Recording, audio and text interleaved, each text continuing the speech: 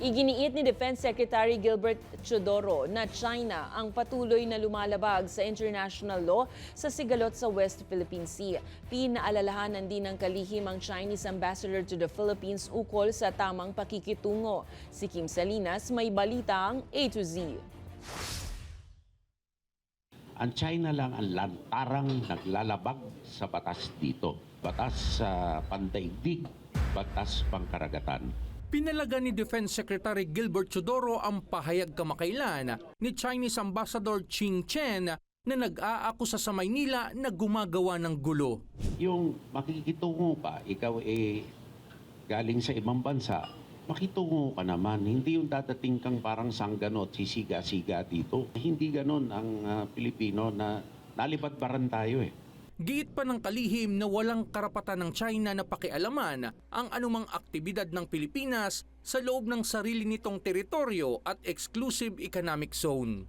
Dahil ito sa muling pambobomba ng tubig kamakailan ng Chinese Coast Guard habang namimigay ng supply ang tauhan ng Philippine Navy malapit sa BRP Sierra Madre sa Ayungin Shoal. Maraming sumasang-ayon sa atin at puro na lang single-sided propaganda ang ginagawa nila na wala naman naniniwala. Kasi wala sila maisagot Paano tayo magtitiwala sa sinasabi ng Chinese, lalo-lalo na itong ambahador na to? Kinundi na din ni Chodoro ang inilabas na video ng state-run media na China Daily na naghahambing sa Pilipinas sa isang unggoy.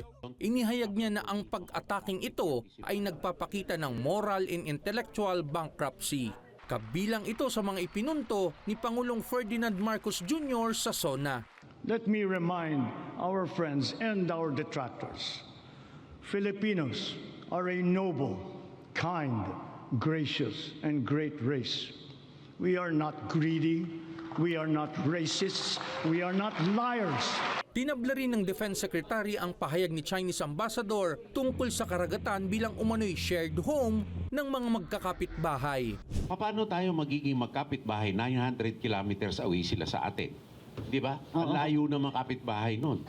Pinipilit nila maging kapitbahay natin dahil gusto nila sakupin ang ating EEZ. Nagbabala rin si Chodoro laban sa cultural exchange programs sa pagitan ng China at Pilipinas matapos palutangin ng ilang umano'y Chinese scholars ang pag-aangkin sa Batanes. Para sa Balitang A to Z, Kim Salinas.